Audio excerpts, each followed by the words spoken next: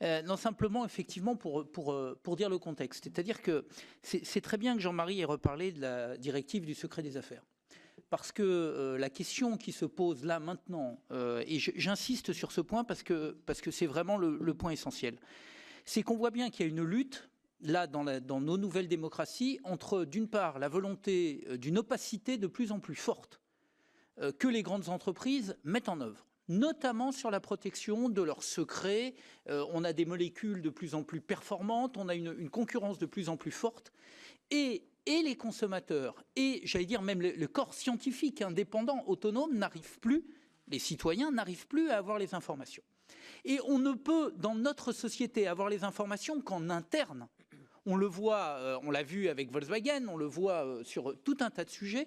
Et donc, le grand combat de la démocratie au XXIe siècle, c'est cette lutte entre l'intérêt particulier, et j'intègre dans celui-là l'intérêt des grands groupes, mais pas seulement, l'intérêt particulier et l'intérêt général de l'autre.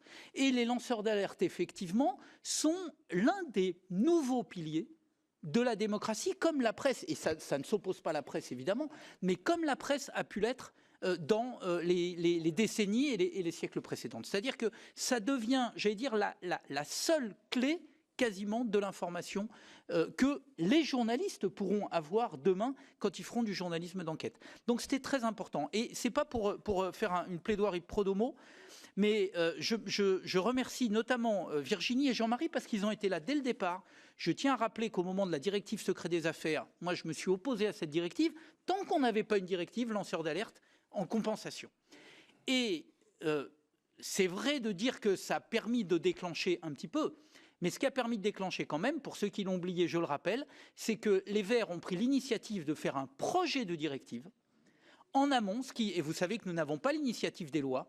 Pour autant, nous avons fait faire par le professeur Alamano, et on avait fait une conférence ici, avant que ça ne se transforme en rapport d'initiative, puis la directive de la Commission. Voilà, juste pour dire que le Parlement, et c'est peut-être ça aussi qu'il faut retenir de ce débat et de ce succès, c'est que lorsque le Parlement est uni, lorsque le Parlement envoie des signaux extrêmement forts et que la société civile appuie, eh bien, on gagne.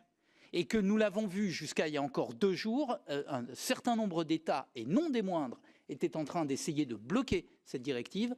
Eh bien, nous avons tenu solidement. Et donc, c'est aussi à remarquer sur un plan démocratique, le Parlement européen est un espace de défense de l'intérêt général européen.